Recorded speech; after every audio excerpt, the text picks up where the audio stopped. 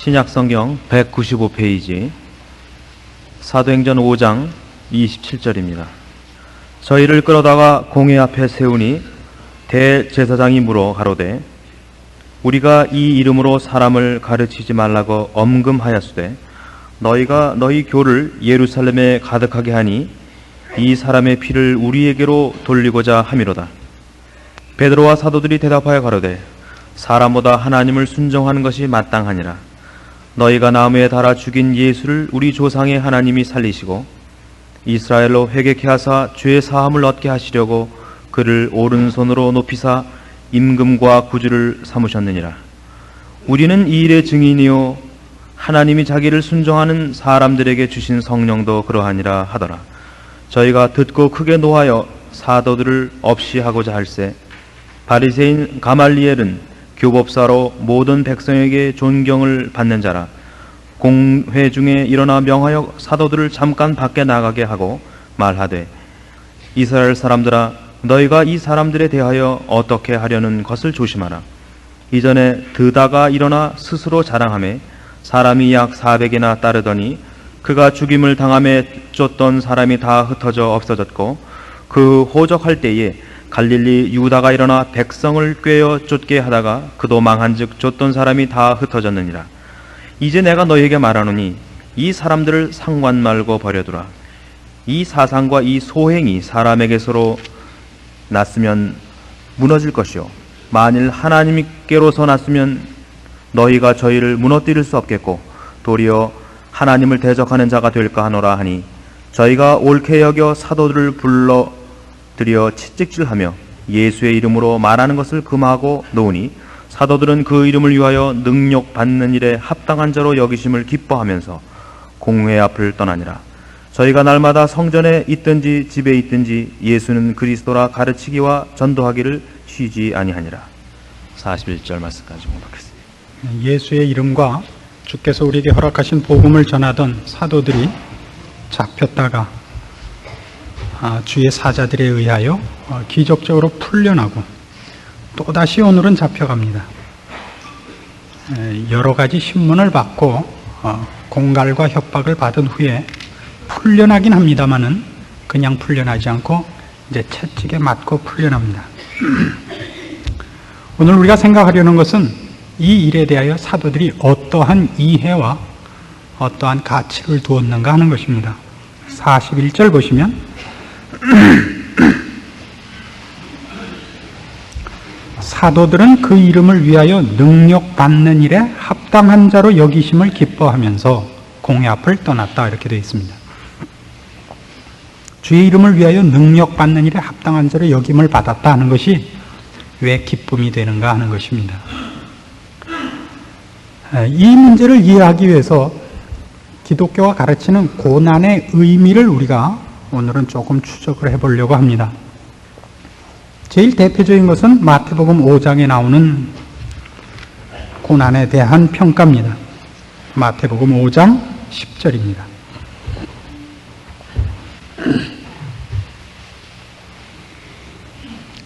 마태복음 5장 10절입니다. 의를 위하여 핍박을 받은 자는 복이 있나니 천국이 저희 것임이라. 나를 인하여 너희를 욕하고 핍박하고 거짓으로 너희를 거스려 모든 악한 말을 할 때에는 너희에게 복이 있나니 기뻐하고 즐거워하라 이렇게 되어 있습니다. 첫 번째 기억할 것은 신자들의 생애가 그리고 신자들의 신자된 그 증거가 세상에서의 핍박과 환난으로 되어 있는 것입니다. 왜 그러냐면 여긴 이런 뜻 때문에 그렇습니다. 우리가 세상에 속하지 아니했고 세상이 좋아하는 것으로 우리의 소원을 삼지 않은 사람이기 때문에 그렇습니다. 다른 편이기 때문입니다. 세상이 추구하는 것과 우리가 추구하는 것이 다르고 세상이 평가하는 것과 우리의 평가가 다릅니다.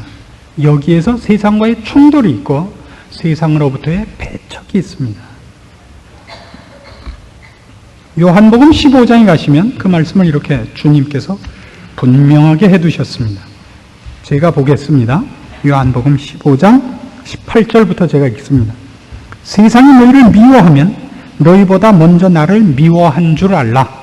너희가 세상에 속하였으면 세상이 자기의 것을 사랑할 터이나 너희는 세상에 속한 자가 아니요 도리어 세상에서 나의 택함을 입은 자인 거로 세상이 너희를 미워하느니라. 그래서 우리가 우리의 신앙생활이 정확한가 안 정확한가를 알려면 세상과 어느 만큼 짝하느냐, 세상에서 어느 만큼 시선을 돌리느냐입니다. 물론 이것은 세상살이를 불성실하게 하거나 외면하자는 얘기는 아닙니다. 세상이 추구하는 것, 가치 있고 영원하고 진리되는 것 아닌 것, 눈앞에 있는 것, 세상에서 만족하려는 헛된 것을 구하는 그런 원리와 자세와 목표에서부터 진리와 영혼을 준비하는 자로서의 자세와의 비교입니다. 전혀 일치될 수 없고 함께 할 수 없습니다.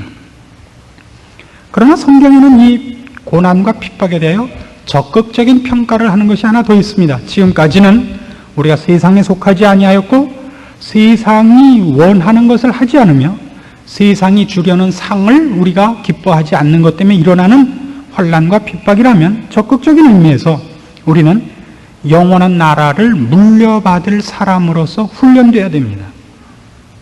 그것이 로마서 8장에 이렇게 기록됩니다.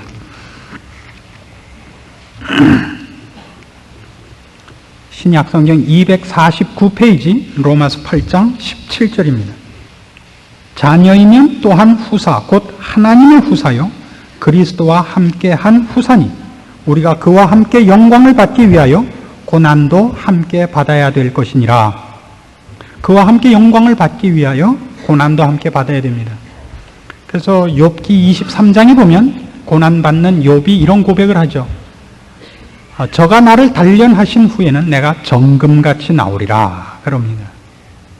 그래서 욥기의 결론은 내가 주에 대하여 귀로 듣기만 하였었더니 이제는 눈으로 봅니다 하는 자리까지 갑니다. 이런 신앙상의 진전, 주께서 요구하는 수준, 높이와 깊이와 넓이와 크기가 충만해지는 자리로 가는 이 일 때문에 우리에게 시련과 고난이 있는 것이 사실입니다.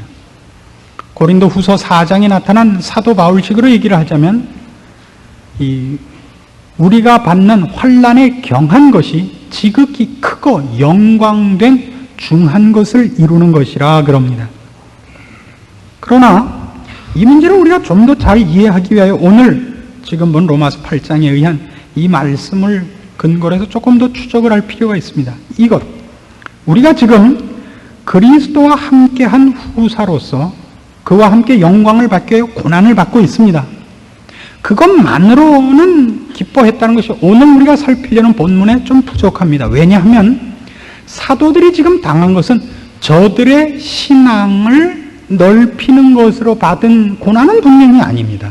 그 고난을 통하여 사도들이 없던 힘이 생겼다든가 없던 자신이 더 생겼다든가 그건 앞에서 주의 사자들이 와서 꺼내줬다든가 성령 충만을 받았다든가 하는 데서는 어떤 새로운 힘과 확신을 얻는 도움이 있었을지 모르지만 지금 채찍질 당하고 노여나는 것으로는 세상이 우리 편이 아니다 하는 것은 증명이 됐을지 몰라도 저들 자신의 신앙에 오늘 지금 살펴보는 이 두 번째 의미와는 좀 무관합니다.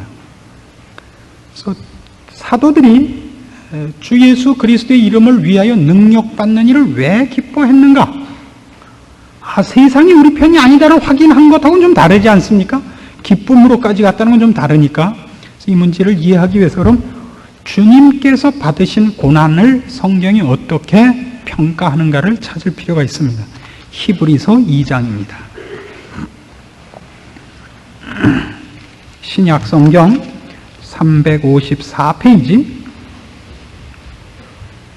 히브리서 2장 10절 말씀입니다. 신약성경 354페이지입니다. 히브리서 2장 10절 만물이 인하고 만물이 말미암은 자에게는 많은 아들을 이끌어 영광에 들어가게 하시는 일에 저희 구원의 주를 고난으로 말미암아 온전케 하심이 합당하도다. 누가 온전케 된다고요? 예수 그리스도께서 무엇으로요? 고난으로 말미암아 온전케 되었다 그래요. 5장으로 가시죠. 히브리서 5장에 조금 더 잘 설명되어 있습니다. 7절, 5장 7절.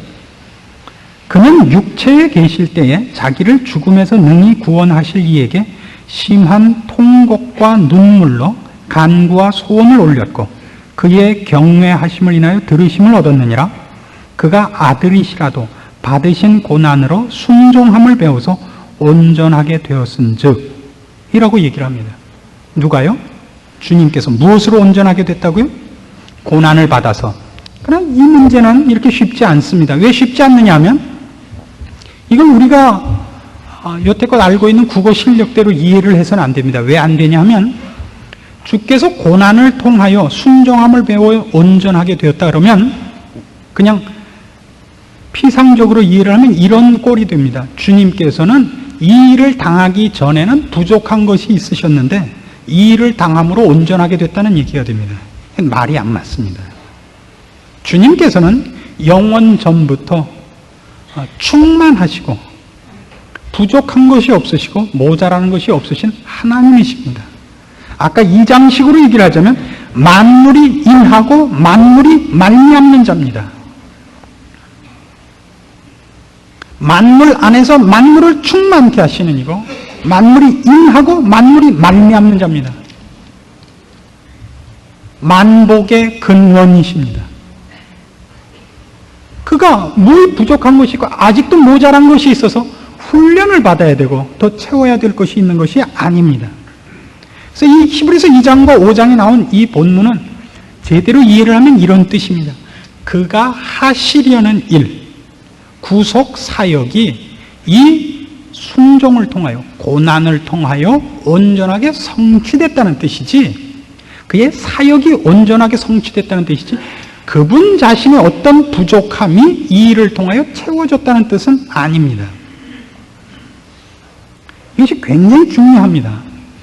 빌립보서 2장으로 가서 이 말씀을 조금 더 제가 확대를 하겠습니다. 이걸 추적을 해야 그 다음 우리가 얻으려는 내용을 얻을 수 있기 때문입니다. 신약성경 319페이지 빌립보서 2장 5절입니다. 너희 안에 이 마음을 품으라 곧 그리스도 예수의 마음이니 그는 근본 하나님의 본체시나 하나님과 동등됨을 취할 것을 여기지 아니하시고 오히려 자기를 비워 종의 형체를 가져 사람들과 같이 되었고 사람의 모양으로 나타나셨음에 자기를 낮추시고 죽기까지 복종하셨으니 곧 십자가에 죽으심이라. 이러므로 하나님이 그를 지극히 높여 모든 이름 위에 뛰어난 이름을 주사 하늘에 있는 자들과 땅에 있는 자들과 땅 아래에 있는 자들로 모든 무릎을 예수의 이름에 꿇게 하시고 모든 입으로 예수 그리스도를 주라 시인하여 하나님 아버지께 영광을 돌리게 하셨느니라. 자, 주께서 어느 만큼 큰 이름과 권세를 가졌죠? 모든 이들이 그의 앞에 무릎을 꿇고 모두의 입으로 예수 그리스도를 주라 시인하게 만들었습니다. 무엇 때문에 얻은 상급이시죠? 그가 지신 십자가 때문입니다. 근데 이건 좀 말이 안 됩니다. 이게 참 잘 이해를 해 주시기 바라요. 주께서 십자가를 지시고 구속사역을 완성하셨기 때문에 하나님께서 그의 이름을 높이고 그의 지위를 높였다. 말이 안 됩니다. 왜 안 되냐면 그럼 이런 뜻이 됩니다. 구약 성경의 대주제가 뭡니까? 구약 성경의 대주제 예수께서 오신답니다. 메시아가 온다. 메시아가 온다. 그럼 신약의 대주제는 뭡니까? 메시아가 오셨었고 다시 오신답니다. 신구약 성경 전체의 주인공이 예수 그리스도요. 사건과 내용 전체가 그분에 관한 것입니다. 만일 빌립보서 2장에 있는 식으로 주께서 구속 사역을 완성하셨기 때문에 하나님이 기쁘셔서 그의 이름을 높였다라고 얘기를 하면 그러면 신구약의 내용을 어떻게 바꿔야 되느냐 하면 누구든지 십자가를 지고 내 마음에 맞도록 일한 자는 내가 이름을 높여준다. 이렇게 현상이 붙어야 됩니다. 이 일을 치러주는 자에게는 나라의 반을 주고 내 딸을 아내로 주겠다. 동화책에 나오는 식이지 않습니까? 무슨 말인지 이해하시겠습니까? 그렇게 안 돼 있고 성경은 어떻게 되어 있냐면 내가 너희를 구원하리라. 너희가 하늘 끝까지 흩어져 있더라도 그날엔 내가 너희를 모으리라. 흑암에 앉았던 자에게 빛을 비추리라. 죽음과 사망의 골짜기에 누웠던 자들을 내가 불러내리라. 그리고 그리고 그러기 위하여 누구를 보내리라? 내 기름 부은 종 메시아 예수 그리스도를 보내리라. 보내리라. 보내리라. 신약에 보면 보냈다. 보냈다. 다시 온다. 이거란 말이에요. 이렇게 이해하시지 말란 말이죠. 우리 앞에 있는 일을 내가 처리하고 제대로 하면 상을 받고 그렇지 않으면 벌을 받는다라는 개념으로만 고난이 지금 있지 않고, 고난당하는 일이 있지 않고, 그 고난 혹은 어려운 일은 주께서 어떤 일을 시행하시기 위하여 꼭 필요한 일인데, 그 필요한 일을 누가 하겠느냐라고 묻는 것 이상으로 이 일은 너밖에 할 수 없다고 또 사람을 정한단 말이죠. 자, 아까 이렇게 말씀을 드렸어요. 고난이란 첫째로는 세상의 원리와 우리의 삶의 원리가 다르기 때문에 빚어지는 갈등과 반목 때문에 고난이 하나 있습니다. 세상 안에서 우리가 세상 안에 사는데 세상이 쫓아가는 식으로 우리가 살지 않기 때문에 당하는 고난입니다. 두 번째 고난은 우리의 수준보다 더 크고 더 놀라운 것을 하나님이 요구하시기 때문에 생기는 고난이 있습니다. 그러나 여기서 하나 더 분리해서 봐야 할 것은 그 고난이, 우리가 당하는 고난이 세상이 우리를 반목하기 때문에 또는 내가 부족한 것을 채워야 되는 훈련 때문에만 있는 것이 아니라 우리의 삶 속에서 빚어지는 고난은 그 일이 주께서 은혜를 베푸시며 긍휼을 베푸시는 사건으로 준비되어 있고, 그리고 그 일은 내가 아니면 할 수 없기 때문에 내 생애에 있곤 하는 고난들이 많다 이겁니다. 이걸 무엇 때문에 우리가 지금 밝혀냈죠? 예수 그리스도께서 당하신 고난을 성경이 뭐라고 평가하느냐면 저가 고난으로 순종함을 배워 온전하게 되었다는데, 그건 우리가 아는 대로 주님이 부족했다가 온전한 자리에 이뤘다는 뜻은 분명히 아닌 것입니다. 그의 온전함은 그가 하셔야 되는 일, 그래서 시행되어야 되는 하나님의 일을 말합니다. 그래서 빌립보 2장 이 일도 주께서 하신 일에 대하여 하나님이 주를 높인 것으로 얼핏 보입니다마는 끝이 그렇게 안 돼 있어요. 이러므로 하나님이 그를 지극히 높여 모든 이름 위에 뛰어난 이름을 주사 하늘에 있는 자들과 땅에 있는 자들과 땅 아래에 있는 자들로 모든 무릎을 예수의 이름에 꿇게 하시고 모든 입으로 예수 그리스도를 주라 시인하여. 여기까지 다 아직 끝이 아니라고요. 뭐가 결론이에요? 하나님 아버지께 영광을 돌리게 하셨느니라라고요. 예수 그리스도께서 이런 일을 했으므로 하나님이 그를 높였다라는 데 초점이 있지 않고 이런 놀라운 일을 준비하셨고 그 일을 위하여 예수를 보낸 이가 하나님이다가 궁극적인 결론이라고요.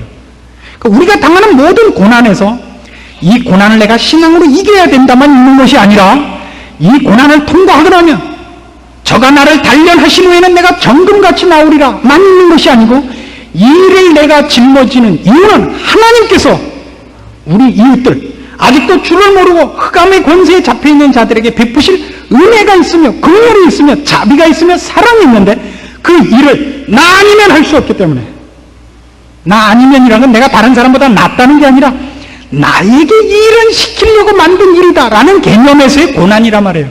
그래서 사도들이 주의 이름을 위하여 능력 받는 일을 준비하셨구나, 우리 생에 이런 것을 준비해 놓으셨구나, 그 일을 나보고 하라 그러시는구나. 그 일은 예수께서 오셔서 십자가를 지는 것 같이 하나님께서 그의 말할 수 없는 은혜와 자비와 지혜와 능력으로 준비하신 것이요, 그의 선하심과 의로움과 자비하심과 사랑의 산물이라는 걸 아는 그 차원에서의 기쁨이란 말입니다. 감격이 없는 세대에 목사 노릇을 하는 그 아픔을 아십니까? 야고보서 1장으로 가시죠.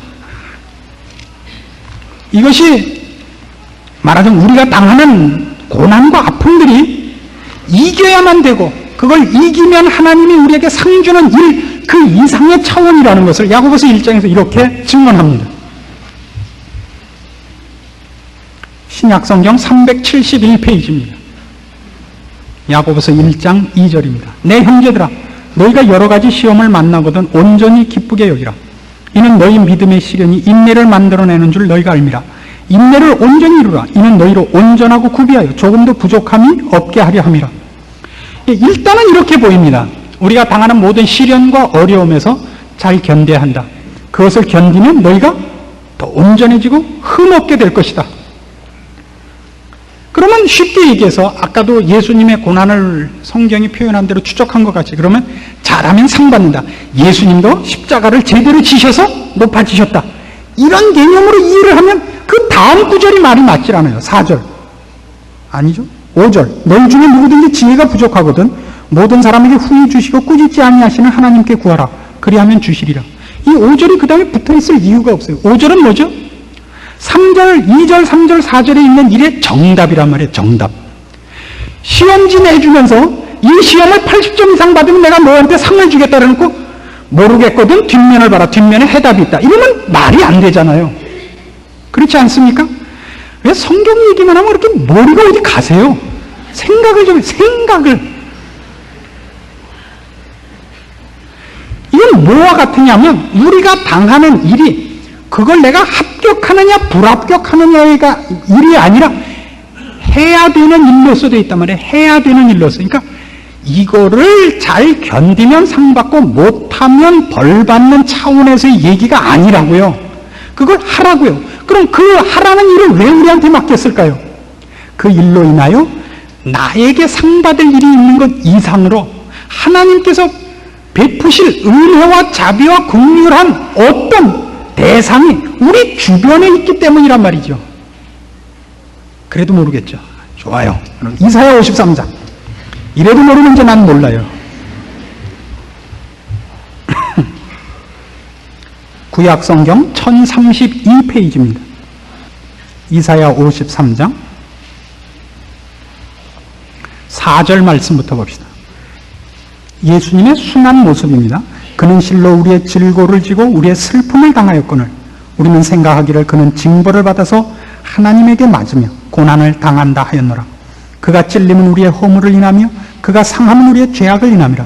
그가 징계를 받음으로 우리가 평화를 누리고 그가 채찍에 맞음으로 우리가 나음을 입었도다. 주님이 하신 일이에요. 이걸 10절에 가면 이렇게 분명하게 그 이유를 대고 있습니다. 10절. 여호와께서 그로 상함을 받게 하시기를 원하사 질고를 당케 하셨은즉 그 영혼을 속건 제물로 드리기에 이르면 그가 그 씨를 보게 되면 그날은 길 것이요 또 그의 손으로 여호와의 뜻을 성취하리로다. 그러니까 주께서 오셔서 당한 순환은 누가 시킨 일이에요? 하나님 아버지께서 시킨 일입니다. 이건 너 하나 못하나 보자가 아니란 말이에요.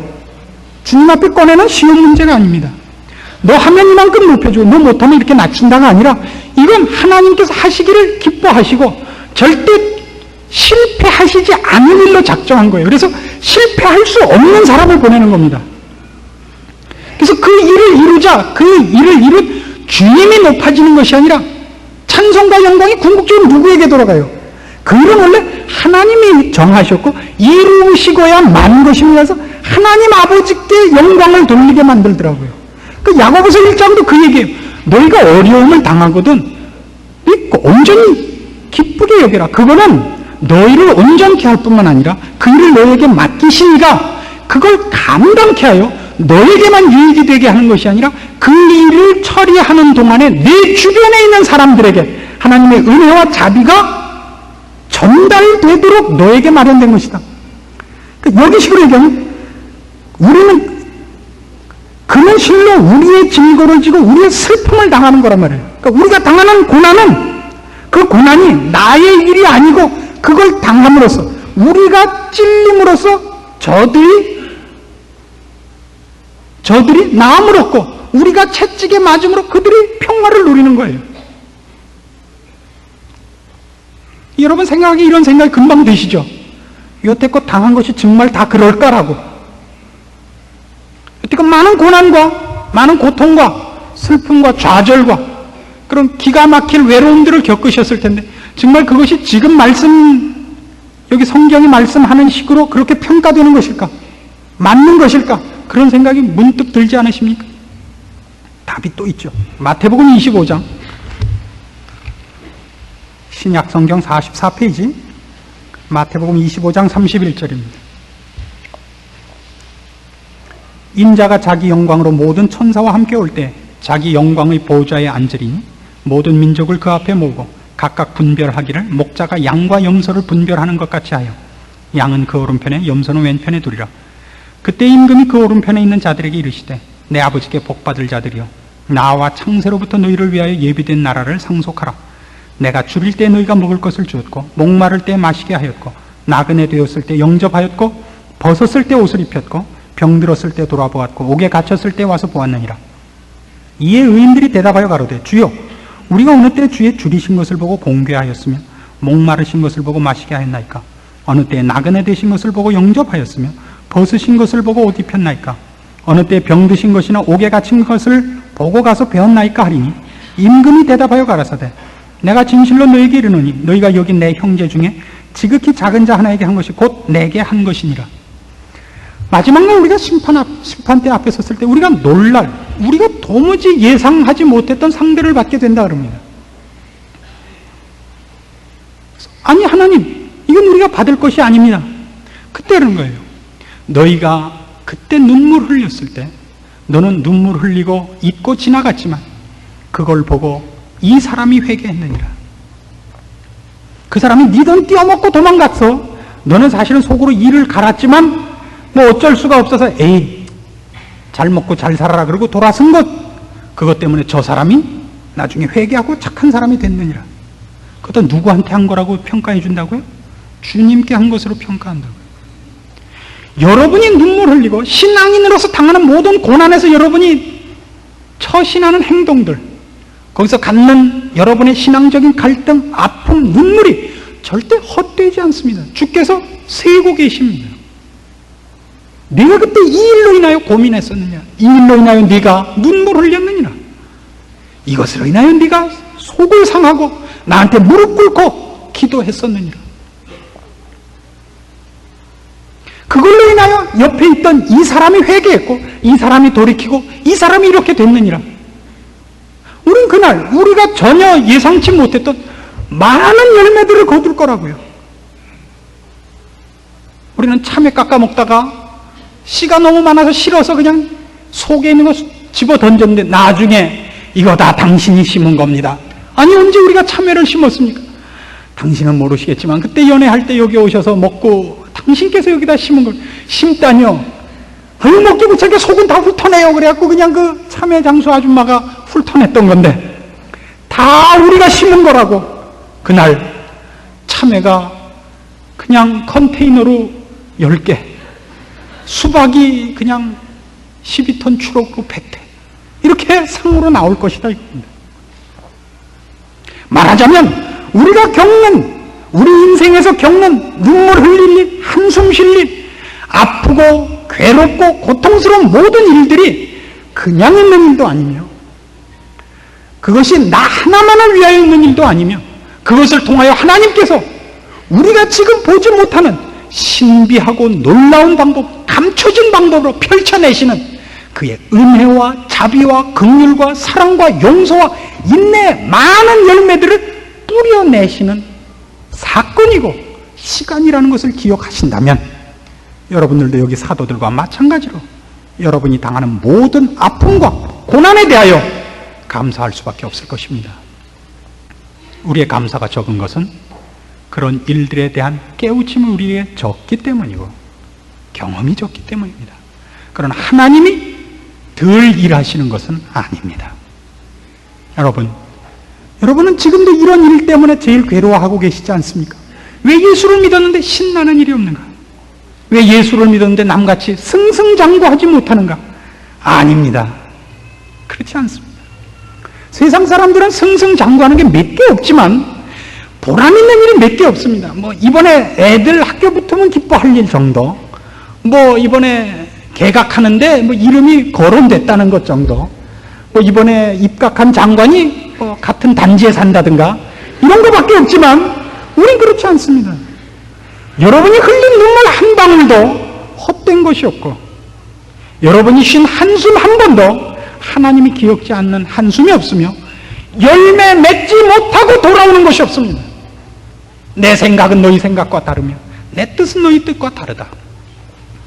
비가 내려서 그냥 흘러가는 것이 아니라 곡식을 키우는 것 같이 우리의 인생도 그냥 이렇게 세월만 흐르고 한숨 쉬다 그냥 밀려가는 것이 아닙니다.